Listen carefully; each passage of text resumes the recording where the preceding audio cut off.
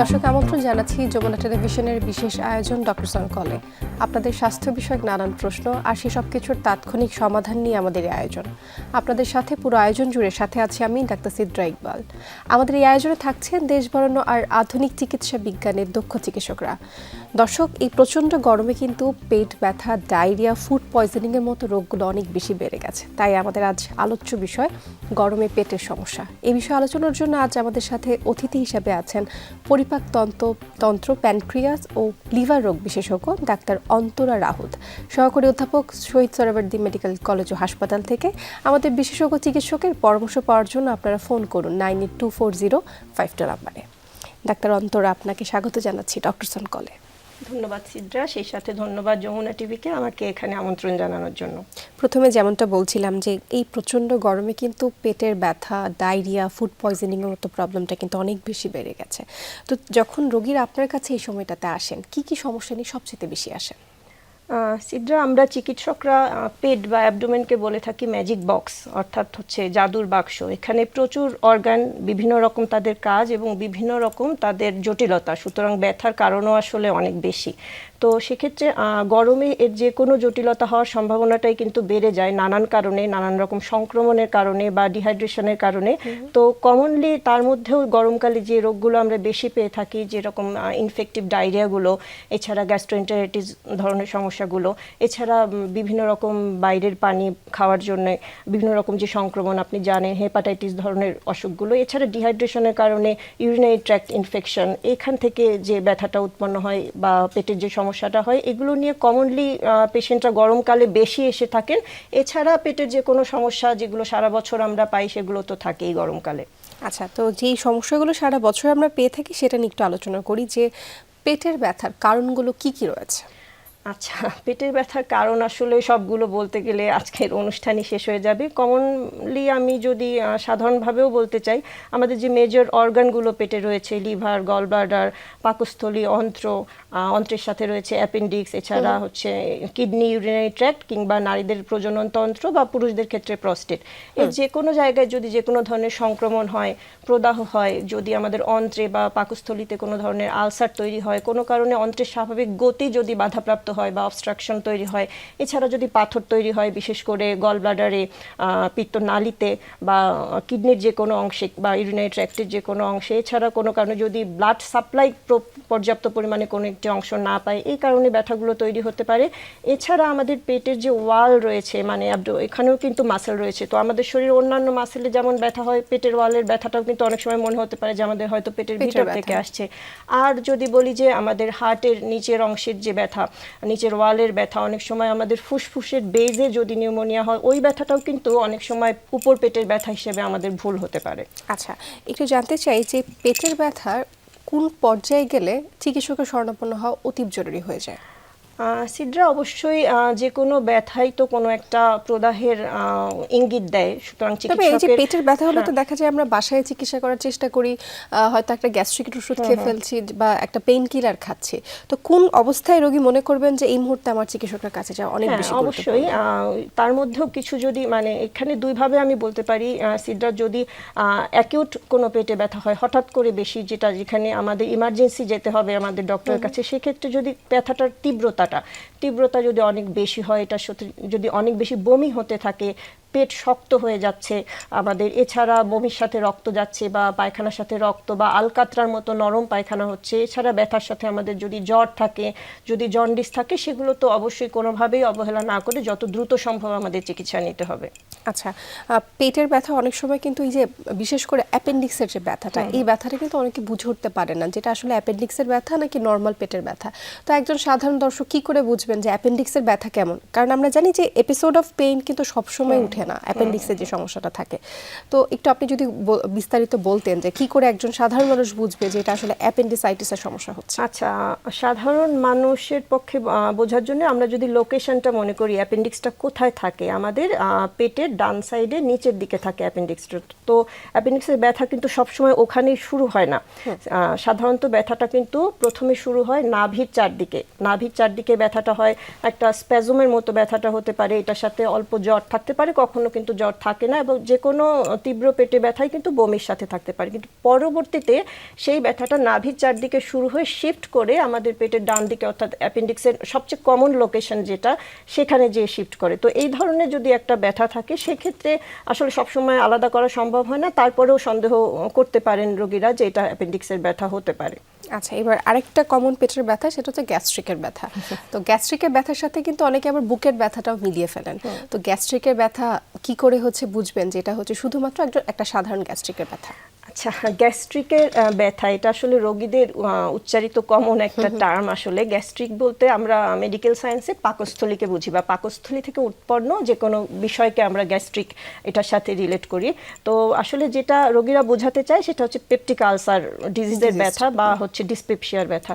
তো ট্রুলি যদি কারো পেপটিক আলসার থাকে, সেটার সেই ব্যথারও কিছু টিপিক্যাল কিছু বৈশিষ্ট্য রয়েছে। যেমন ব্যথাটা হবে জ্বালা পোড়া ধরনের একটা ব্যথা, এবং লোকেশনটা হবে পেটের উপর দিকে, বুকের গোড়ায় মাঝখানের দিকে, এবং খাওয়ার সাথে খুব ভালো একটা রিলেশন থাকে এই ব্যথার। যেমন কারো কারো ক্ষেত্রে বলেন যে খাওয়ার পরে আমার ব্যথাটা বাড়ছে, কারো কারো ক্ষেত্রে খালি পেটে ব্যথাটা বাড়ে, খাবার পরে হয়তো তিনি ভালো ফিল একটু করেন। এখানে আটকাচ্ছি যে খালি পেটে যে ব্যথাটা হয় সেটা কোন ধরনের ব্যথা বা কোন রোগ, এবং ভরা পেটে যে ব্যথাটা সেটা কোন আলসারের রোগ সাধারণভাবে হতে যদি পারে? আলসারটা মানে ডুওডেনাম বা হচ্ছে আমাদের ক্ষুদ্রান্ত্রের উপর অংশে থাকে, সেই ব্যথাটা আমাদের হচ্ছে খালি পেটে বেশি অনুভূত হয়, খাবার পরে ব্যথাটা মানে একটু কমে যায়, Intestine-এর যে ব্যথাটা এটা হচ্ছে। করে। আর হচ্ছে যেটা পাকস্থলী ব্যথাটা, এটা খাওয়ার পরে বেড়ে যায়, তবে সবসময় কিন্তু এভাবে আলাদা করা যায় না, কমনলি এটা হতে পারে। এছাড়া গ্যাস্ট্রিকের বা পেপটিক আলসারের ব্যথার আরেকটা কমন একটা বৈশিষ্ট্য হচ্ছে রাতের বেলায় কিন্তু ব্যথাটা হয়। আমাদের যে ফাংশনাল কিছু মানে যেটা স্ট্রেসের সাথে রিলেটেড কিছু ব্যথাও কিন্তু আমাদের পেটে হয়, সেটা কিন্তু রাতের বেলা হয় না, মানে যতটুকু সময় জেগে থাকে পেশেন্টের সেই সময় ব্যথাটা হয়। অনেক ক্ষেত্রে দেখা যায় সিরিয়াস কোনো কারণ খুঁজে পাওয়া যায় না, কিন্তু সত্যিকার অর্থে যদি আলসার থাকে, সেই ক্ষেত্রে দেখা যায় যে পেশেন্ট অনেক সময় কমপ্লেন করে আমার রাতে ঘুম ভেঙে যায়, ঘুম ভেঙে উঠে আমার জ্বালা পোড়া করতে থাকে। এছাড়া এপিসোডিক ভাবে ব্যথাটা হতে পারে, মাঝখানে পেশেন্ট একদম ভালো থাকতে পারেন, কতদিন পর পর পেশেন্টের ব্যথাটা দেখা দিতে পারে। এবার একটু জানতে চাই যে পেটের ব্যথা কি সবসময় পেটের সমস্যার কারণেই হতে পারে, নাকি অন্য কোনো রোগ হলেও পেটের ব্যথা হতে পারে? হ্যাঁ, অন্য কোনো রোগ বলতে বিশেষ করে ওই যে পেটের আশপাশের যে আমাদের অর্গানগুলো রয়েছে, বিশেষ করে যেটা আমরা ভয়ের ব্যাপার যেটা হয় অনেক সময়, যে আমাদের হার্টের ইনফেরিয়র ওয়াল, এটা কিন্তু পেটের বা ডায়াফ্রামের একদম কাছাকাছি। যখন আমাদের যে হার্ট অ্যাটাক বা আমরা যে হার্টের যে অ্যানজাইনা যে পেইনগুলো হয়, সেটা বুকের কিন্তু যে যদি ব্যথাটা, হ্যাঁ বুকের যে ব্যথা, যেটা মানে হার্টের জন্য যে ব্যথাটা বুকের যদি নিচের অংশে হয়, অনেক সময় কিন্তু সেটা পেশেন্ট বিশেষ করে অনেক দিন পর্যন্ত এমনও হয় যে গ্যাস্ট্রিকের ব্যথা হিসেবে ভুল করছেন, গ্যাস্ট্রিকের সিরাপ খাচ্ছেন, ওষুধ খাচ্ছেন। তো এক্ষেত্রে এটা কিন্তু একটা ভয়ঙ্কর ব্যাপার হতে পারে সেক্ষেত্রে। এছাড়া হচ্ছে আমাদের যে ফুসফুসের নিচের দিকের অংশে যদি নিউমোনিয়া বা অ্যাবসেস মানে ফোড়া তৈরি হয় বা পুজ জমা হয়, সেই ব্যথাটাও অনেক সময় পেটের ব্যথা হিসেবে পেশেন্ট নিয়ে আসতে পারে। আচ্ছা, এবার একটু খাবার দাবারের কথা আমি একটু জানতে চাই যে পেট ব্যথার সাথে তো খাবারের অনেক তালিকা আছে বা সম্পর্ক রয়েছে। অনেক সময় ডাক্তাররা বলেন বাইরের কোনো খাবার খাওয়া যাবে না, নাহলে পেট ব্যথা হবে। বাবা মারাও কিন্তু তাই বলেন বাচ্চাদেরকে, বাইরে থেকে টিফিন খাওয়া যাবে না, নাহলে পেট ব্যথা করবে। তো অনেক সময় দেখা যায় যে একই খাবার দুইজনই খাচ্ছে, কারো পেটে ব্যথা হচ্ছে, কারো হচ্ছে না, একই খাবার। তো এটার কারণ কি হতে পারে? খাবারের সাথে আসলে যেটা সম্পর্ক, সেটা হচ্ছে একটা তো হচ্ছে যে কোনো ধরনের সংক্রমণ, যে কোনো ধরনের সংক্রমণ যেটা আমরা বাইরের খাবার থেকে পেতে পারি, সেটা হতে পারে হেপাটাইটিসের জীবাণু বা গ্যাস্ট্রোএন্টেরাইটিসের যে কোনো ধরনের জীবাণু। তো এক্ষেত্রে যদি একই খাবারই দুজন খেয়ে যদি একই মানে সিমটম প্রডিউস না হয়, হতে পারে যে জীবাণুর মাত্রাটা, একটা খাবার একটা পোর্শন, সেখানে সব অংশে জীবাণুর মাত্রাটা কিন্তু একরকম হবে না, এমন হতে পারে। সেটা জীবাণুর মাত্রার উপরে ডিপেন্ড করে। আর এই সাথে তো রোগী মানে যার হচ্ছে তার রোগ প্রতিরোধ ক্ষমতা, তার অন্যান্য স্বাস্থ্যকর অভ্যেসগুলো আছে কি না, এগুলোর উপরেও কিন্তু কার কতটুকু ডিজিজ বা কতটুকু জটিল রোগ ধারণ করবে, এটা কিন্তু তার নিজের রোগ প্রতিরোধ ক্ষমতা বা তার শারীরিক যে অভ্যাস বা অন্য সময়ের যে অভ্যাসগুলোর উপরেও অনেকটা নির্ভরশীল। কারণ এক একজন মানুষের তো রোগ প্রতিরোধ ক্ষমতা এক এক রকম থাকে, সবারই কিন্তু একই না। আচ্ছা, এবার একটু জানতে চাচ্ছি যে পেট ব্যথা যদি হয়ে থাকে, সেক্ষেত্রে বিশেষ করে গরমের সময়টাতে একজন চিকিৎসক হিসেবে আপনি কি পরামর্শ দিবেন যে এই সময়টাতে পেটের ব্যথা এড়িয়ে চলবার জন্য আমরা কি ধরনের খাবার খাবো বা কোন অভ্যাসগুলো আমরা তৈরি করব নিজের মধ্যে? একটা গরমের সময় যে কোনো পেট ব্যথা সহ যে কোনো রোগ থেকে যদি আমরা ভালো থাকতে চাই, ওই যে স্বাস্থ্যকর আমাদের যে লাইফস্টাইল এটা আমাদেরকে মেনটেন করতে হবে। সেটা হচ্ছে সবার জন্যই একই, যেটা পর্যাপ্ত সঠিক সময়ে খাওয়া দাওয়া করা, যতদূর সম্ভব ঘরের খাবার খাওয়া, বাইরের যেটা অস্বাস্থ্যকর পানি দিয়ে তৈরি খাবার না খাওয়া বা অতিরিক্ত ভাজা পোড়া না খাওয়া, সঠিক সময়ে খাবারটা খেয়ে নেওয়া, আবার অতিরিক্ত বেশি না খেয়ে ফেলা। তার চেয়ে বরং ভাগ ভাগ করে আমরা কিছু সময় পর পর, আমরা এখন গরমে অনেক ধরনের ফল রয়েছে, এগুলো যদি স্ন্যাক্স হিসেবে আমরা সিঙ্গারা পুরি ভাজা পোড়া না খেয়ে এই ধরনের ফল বা ঠান্ডা কোনো খাবার যেগুলোতে আমাদের পেট ভালো থাকে, এই ধরনের খাবারগুলো যদি আমরা গ্রহণ করি, সেই সাথে পর্যাপ্ত পরিমাণে পানি খাই, এবং সেই সাথে আমাদের যেটা পর্যাপ্ত ঘুম, যেটা আমাদের শরীরের রোগ প্রতিরোধ বা ক্ষমতাটাকে ভালো রাখতে সাহায্য করে। আর সব সময়ের জন্যই যেটা যে ধূমপান বা তামাকজাত দ্রব্য এগুলোকে পরিহার করা, এবং সেই সাথে ব্যথার ওষুধ, যেটা কিন্তু পেটে ব্যথার একটা খুব বড় কারণ হতে পারে। দেখা যায় যে আমরা আমাদের কোমর ব্যথা বা কোনো কারণে একটু ব্যথা পেলাম, পায়ে হাতে ব্যথা পেলাম, অনেক সময় কিন্তু আমরা ব্যথার ওষুধটা খেয়ে ফেলি। এই ব্যথার ওষুধ, বিশেষ করে পাওয়ারফুল যে ব্যথার ওষুধগুলো NSAIDs যেগুলোকে বলে, সেগুলো কিন্তু পেটে ব্যথা, পেটের আলসার তৈরি বা ইরোশনস তৈরিতে অনেক গুরুত্বপূর্ণ ভূমিকা রাখতে পারে। এছাড়া শরীরে অন্যান্য ক্ষতিও করতে পারে। আমি এখান থেকে একটা প্রশ্ন করতে চাচ্ছিলাম যে এই যে আপনি বলছিলেন NSAID, বিশেষ করে যে আমরা নর্মাল যে পেটের ব্যথার জন্য বা যে কোনো ব্যথার জন্য সবসময় যে ওষুধগুলো খেয়ে থাকি, সাধারণত ডাক্তাররা কিন্তু প্রত্যেকটা NSAID বা পেন কিলারের সাথে একটা গ্যাস্ট্রিকের ওষুধ লিখে থাকেন, প্রেসক্রাইব করে থাকেন। কিন্তু বেশিরভাগ পেশেন্টই হচ্ছে দেখা যায় গ্যাস্ট্রিকের ওষুধটাকে এড়িয়ে চলেন, যে ভাবেন যেটা খাওয়ার প্রয়োজন নেই। তো কি কারণে আসলে খাওয়ার প্রয়োজন আছে একটা গ্যাস্ট্রিকের ওষুধ যখন আমি একটা পেইন কিলার খাচ্ছি তার সাথে, সেটা একটু আপনার কাছ থেকে জানতে চাই। আচ্ছা, সেটা NSAID জাতীয় যে পেইন কিলারগুলো, এগুলো কিন্তু পেটে ব্যথার ওষুধ নয়, ঠিক আছে? পেটে ব্যথার ওষুধগুলো এটা অন্য গ্রুপের ওষুধ। আমি যদি বলি যেটা অ্যান্টিস্প্যাজমোটিক বা এই ধরনের বা ওপিয়েড গ্রুপের যদি তীব্র ব্যথা হয়, NSAID জাতীয় ওষুধগুলো সাধারণত আমাদের জয়েন্ট পেইন বা মাসল পেইন এগুলোর জন্য বেশি ব্যবহৃত হয়। তো এগুলোর সাথে আসলে নিয়মটা হচ্ছে যতদূর সম্ভব অ্যাভয়েড করা। যদি খেতেই হয়, এর মধ্যেও কিছু কিছু গ্রুপের ওষুধ আছে যেগুলো আলসার করার টেন্ডেন্সি যেগুলোর কম থাকে, সেগুলো খাওয়া। এবং অনেক সময় ধরুন কারো বাতের সমস্যা আছে, তাকে খেতেই হবে। কেউ অ্যাক্সিডেন্ট করেছে, তাকে তো আর এটা আমি নিষেধ করতে পারবো না। সেক্ষেত্রে যখন অনেক সময় হাই পাওয়ারের যেগুলো থাকে NSAID, সেটার সাথে অবশ্যই একটা গ্যাস্ট্রিকের ওষুধ বা PPI এটার কাভারেজ দিয়ে খেতে হবে, যাতে করে এটা মানে আমাদের যে আলসার তৈরি করার প্রবণতাটা, এটা যতদূর সম্ভব ও একে সাপ্রেস করে, যাতে ভালো দিকটা আমরা পেলাম কিন্তু আলসার তৈরি করার ওই বিষয়টাকে যেন আমরা প্রিভেন্ট করতে পারি। তো এক্ষেত্রে অবশ্যই ডক্টরের পরামর্শ অনুযায়ী খেতে হবে। এবার একটু চলে আসি পিত্তথলির পাথরের কথা একটু জানতে চাচ্ছি, যে পিত্তথলির ব্যথাটা আসলে যখন হয় বা পিত্তথলিতে পাথরটা যখন তৈরি হয়, একজন রোগী কি করে বুঝবেন? পিত্তথলির পাথর এটা দীর্ঘদিন পর্যন্ত কিন্তু কোনো সিমটম নাও করতে পারে। কারো কারো ক্ষেত্রে ইনসিডেন্টালি কোনো কারণে একটা আলট্রাসোনোগ্রাম করতে গেলে ধরা পড়লো তার পিত্তথলির পাথর আছে, অথচ তার ওই রিলেটেড হয়তো কোনো সিমটমই ছিল না। এখন সিমটমের মধ্যে এই পাথরটা থেকে যদি পিত্তথলিতে ইনফেকশন তৈরি হয়, সেক্ষেত্রে হচ্ছে এটা যেহেতু পেটের ডান দিকের উপর দিকে থাকে, ওখানে একটা ব্যথা তৈরি হতে পারে। এই ব্যথাটার তীব্রতাটা মধ্যম মান থেকে এমনকি সিভিয়ার পেইনও হতে পারে। এটার সাথে জ্বর এবং জন্ডিস, ঠিক আছে, এই দুটোর খুব একটা ঘনিষ্ঠতা থাকে। এছাড়া পিত্তথলির ওই পাথরটা যদি কোনো কারণে পিত্তনালীতে চলে যায়, পিত্তনালীকে ব্লক করে ফেলে, সেক্ষেত্রে কিন্তু খুব খুব সিভিয়ার জন্ডিস এবং সেই সাথে জ্বর, কাঁপুনি দিয়ে জ্বর আসা এবং স্প্যাজমোটিক একটা পেইন, কলিকি একটা আসছে যাচ্ছে এরকম একটা ব্যথা, সেক্ষেত্রে ব্যথার তীব্রতাটা যখন নালীকে ব্লক করে দেয় অনেক বেশি হতে পারে। এবার একটু জানতে চাই যে পেটের ব্যথা যদি হয়ে থাকে, সেই ক্ষেত্রে সেই পেটের ব্যথা কি শরীরের অন্যান্য অংশে ছড়িয়ে যেতে পারে কিনা, বা যেটাকে আমরা বলি রেডিয়েটিং পেইন, সেটা হতে পারে কিনা? হ্যাঁ, পেটের ব্যথার বেশ কিছু ব্যথার ক্ষেত্রে একটা নির্দিষ্ট জায়গায় রেডিয়েশন থাকে, যেটা দিয়ে কিন্তু আমরা ওই ব্যথাটা কোন অর্গান থেকে আসছে এটা একটা ক্লু পেতে পারি। মাত্রই যেটা আমাদের কথা ছিল, পিত্তথলির ব্যথাটা কিন্তু আমাদের অনেক সময় ডান দিকের শোল্ডারের দিকে চলে যেতে পারে, যেটা হচ্ছে নার্ভ এখানে নার্ভ সাপ্লাইয়ের একটা ব্যাপার থাকে, সিমিলার নার্ভ সাপ্লাইয়ের। এছাড়া প্যানক্রিয়াটাইটিসের যে ব্যথা, সেটা খুব তীব্র ব্যথা হয়, সেটাও কিন্তু ওই এপিগ্যাস্ট্রিক মানে পেটের উপরের অংশে মাঝখানে ব্যথা, ওই ব্যথাটা পিঠের দিকে ছড়িয়ে যেতে পারে। একটু আগে আমি যেমন বলছিলাম যে অ্যাপেন্ডিক্সের ব্যথাটা প্রথমে শুরু হতে পারে নাভির চারদিকে, সেটা পরে শিফট করে চলে যেতে পারে তার আসল জায়গায়, অ্যাপেন্ডিক্সের যে মূল লোকেশনে। এছাড়া হচ্ছে যদি কিডনি বা ইউরিনারি ট্র্যাক্টে পাথর হয়, সেই ব্যথাটাও কিন্তু পিঠ থেকে আমাদের হচ্ছে প্রস্রাবের নালীর দিকে চলে যেতে পারে, ঠিক আছে। এগুলো অনেক সময় আমাদেরকে ক্লু দেয় যে ব্যথাটার আসলে কোন জায়গা থেকে আসছে।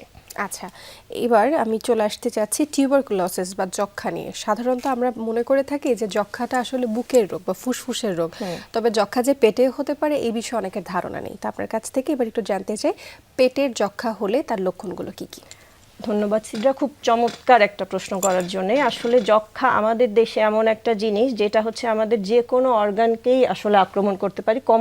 কমনলি আমরা হচ্ছে ফুসফুসকে নিয়েই চিন্তা করে থাকি, কিন্তু পেটের যক্ষ্মা বা এটা কিন্তু খুব ইম্পর্টেন্ট একটা কারণ। অনেক সময় দেখা যায় অনেকের দীর্ঘমেয়াদী পেটে ব্যথা থাকে, দীর্ঘমেয়াদী ডায়রিয়া থাকে, পেশেন্টের ওজন কমে যাচ্ছে এবং সেই সাথে যক্ষ্মার যে অন্যান্য যে সিমটমগুলো থাকে, যে হালকা হালকা জ্বর হওয়া, বিকালের দিকে জ্বর আসছে, জ্বরের সাথে প্রচণ্ড ঘাম হচ্ছে, এগুলো কিন্তু অনেক দিনই পেশেন্ট হচ্ছে আলসারের ব্যথা বা আইবিএস আপনি জানেন যে যেটার সাথে টেনশনের সাথে বা স্ট্রেসের সাথে রিলেটেড একটা ব্যথা আছে। তো এই সমস্ত ভেবে কিন্তু অন্যান্য চিকিৎসা নিচ্ছে, এদিকে পেশেন্টের কিন্তু স্বাস্থ্যের অবস্থা খারাপ হয়ে যাচ্ছে। অনেক ক্ষেত্রে কিন্তু এটা আমাদের অন্ত্রে যক্ষ্মার সংক্রমণের জন্য হতে পারে। এটা কিন্তু আমাদের গ্যাস্ট্রোএন্টারোলজিস্টদের কাছে কিন্তু বেশ কমনলি আমরা এই জিনিসটা পেয়ে থাকি এবং এটা সঠিক চিকিৎসা নিলে কিন্তু পুরোপুরি এটা থেকে ভালো হওয়া সম্ভব।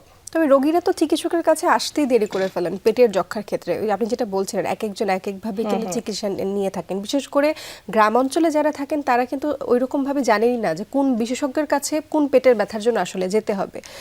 এবার একটু আপনার কাছ থেকে আমি জানতে চাই, যদি টিউবারকুলোসিস পেটের হয়ে থাকে সেই ক্ষেত্রে কি ধরনের চিকিৎসা আপনারা দিয়ে থাকেন?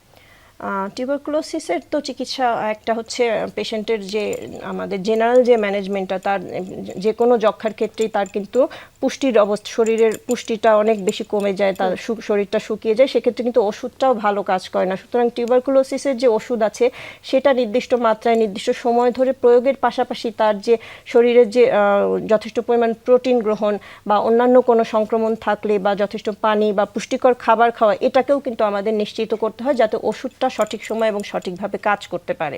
তবে যক্ষ্মাটা, পেটের যক্ষ্মা যেটা, এটা ডায়াগনোসিস করাটা কিন্তু যথেষ্ট চ্যালেঞ্জিং একটা ব্যাপার। সেটা কিন্তু করতে হয় আমাদের বিভিন্ন পরীক্ষা নিরীক্ষার মাধ্যমে। কিছু রোগী আছেন যারা যক্ষ্মার ওষুধ শুরু করেন ঠিকই, কিন্তু যখন মনে করেন যে আমার যে লক্ষণগুলো ছিল সেগুলো এখন ঠিক হয়ে গেছে, তেমন একটা ব্যথা অনুভব করছি না, তখন কিন্তু মাঝপথে গিয়ে বা অর্ধেক ওষুধের কোর্স করে বন্ধ করে দেন। এতে করে কি যক্ষ্মার তীব্রতাটা পরবর্তীতে আরো বেশি হতে পারে কিনা বা কি কি ক্ষতিকর দিক আছে? খুবই সাংঘাতিক একটা ব্যাপার। এটার জন্য আপনি জানেন যে আসলে যক্ষ্মার ওষুধ হচ্ছে ডিরেক্টলি অবজার্ভ ট্রিটমেন্টের মাধ্যমে এমনভাবে আমাদের একটা সিস্টেম করা থাকে যাতে হচ্ছে রোগী সরাসরি ওষুধটা গ্রহণ করবেন এবং এটা কন্টিনিউয়াসলি মনিটরিং এর মধ্যে থাকবেন যে রোগী খাচ্ছেন কিনা। এর জন্য প্রচুর এর পিছনে লোকবল নিয়োগ করা হয়, কিন্তু আসলে সিদ্রা, আমাদের যেটা ঘনবসতিপূর্ণ দেশ, অনেক ক্ষেত্রেই দেখা যায় রোগীরা সঠিক সময় আসেন না বা ওষুধ খাওয়ার পরে যেদিন তার ওষুধ নিতে আসার কথা ছিল সেদিন তিনি আসলেন না বা মনে করলেন যে কয়েকটা ডোজ মিস হলে অসুবিধা নেই। সেক্ষেত্রেই যক্ষ্মা কিন্তু পরবর্তীতে আরো শক্তিশালী হয়ে যেতে পারে। ইভেন তখন যে কমন যে যক্ষ্মার ওষুধগুলো, যক্ষ্মার জন্য কিন্তু বেশ কয়েকটা অ্যান্টিবায়োটিকের কম্বিনেশন লাগে, সেগুলো তখন রেজিস্ট্যান্স ডেভেলপ করে যায়। পরবর্তীতে রেজিস্ট্যান্স ডেভেলপ করে গেলে সেটা সারানো কিন্তু অনেক বেশি মুশকিল হয়। অনেক ক্ষেত্রে দেখা যায় সেই রেজিস্ট্যান্স জীবাণুটা একবার যখন তৈরি হয়ে গেল, সেই জীবাণু যদি অন্য মানুষকে আক্রমণ করে সেই ক্ষেত্রে কিন্তু সেই মানুষটিও বিনা দোষে বলা যায় শাস্তি পেতে পারেন, কারণ তার মানে সাধারণ যে যক্ষ্মার ওষুধে সেক্ষেত্রে তার কাজ নাও হতে পারে। আর যেহেতু পেটের যক্ষ্মা, সেক্ষেত্রে তো পেটের আশেপাশে অনেক ভাইটাল অর্গান আছে। আচ্ছা, আমরা অনুষ্ঠানের একদম শেষ দিকে চলে আসছি মোটামুটি। আমি এবার একটু হচ্ছে মেয়েদের মাসিকের সময়টাতে অনেক সময় কিছু মেয়েদের দেখা যায় তলপেটে ব্যথা হয়। তো এই তলপেটের ব্যথাটা মেয়াদ এক একজন এক এক রকম, কারো হচ্ছে 2-3 দিন হয়, কারো দীর্ঘ সময় ধরে ব্যথাটা হয়। তো এটা কি কোনো ধরনের সংকেত দেয় কিনা পেটের ব্যথার কোনো সমস্যার? মোস্ট অফ দ্য টাইম যে তলপেটে যেটা ব্যথা হয়, মেনস্ট্রুয়াল যে পেইনটা হয়, সেটা কিন্তু আসলে খুব স্বাভাবিক একটা, যেটা প্রতি মাসে যে সাইকেল অনুযায়ী যে মেয়েদের যে পিরিয়ডটা হচ্ছে সেটার মতোই খুব স্বাভাবিক এই ব্যথাটা। বেশিরভাগ ক্ষেত্রে এক্ষেত্রে কিন্তু মানে ভয় পাওয়ার কোনো কারণ নেই।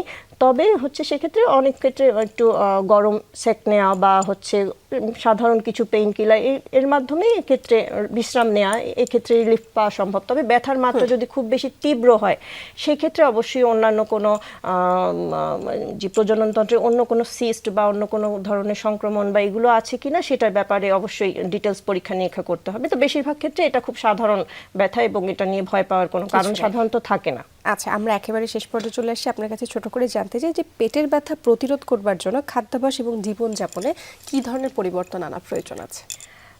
পেটের ব্যথা সহ যে কোনো অসুখের জন্যেই যেটা খাদ্যাভ্যাসের পরিবর্তন বলতে যে সুষম খাদ্য গ্রহণ করা, যথেষ্ট পরিমাণে প্রোটিন গ্রহণ করা, ভাজা পোড়া কম খাওয়া, যথেষ্ট পরিমাণে পানি পান করা এবং অস্বাস্থ্যকর খাবার, বাইরের খাবার, প্রসেসড ফুড, ভাজা তেল এগুলো থেকে যতদূর সম্ভব দূরে থাকা। এছাড়া যেটা আমি আগেও বলেছি যে ধূমপান, তামাকজাত দ্রব্য বর্জন করা এবং ব্যথার ওষুধ ডক্টরের প্রেসক্রিপশন ছাড়া দীর্ঘমেয়াদে না খাওয়া, প্রয়োজনে ডক্টরের প্রেসক্রিপশন অনুযায়ী সেবন করা এবং সর্বোপরি এক্সারসাইজ বা পরিমিত ঘুম এগুলো যেটা আমাদের রোগ প্রতিরোধ ক্ষমতাকে সুস্থ রাখতে, স্ট্রং রাখতে সাহায্য করে। যে কোনো অসুখ প্রতিরোধের জন্য এটা খুব ইম্পর্টেন্ট। আপনাকে অসংখ্য ধন্যবাদ জানাচ্ছি ডাক্তার অন্তরা আমাদের সাথে যুক্ত হওয়ার জন্য।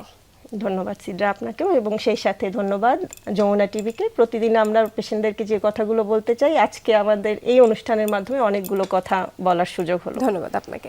দর্শক, এই ছিল আজকের আয়োজন। আমাদের সাথে থাকার জন্য অসংখ্য ধন্যবাদ আপনাদের।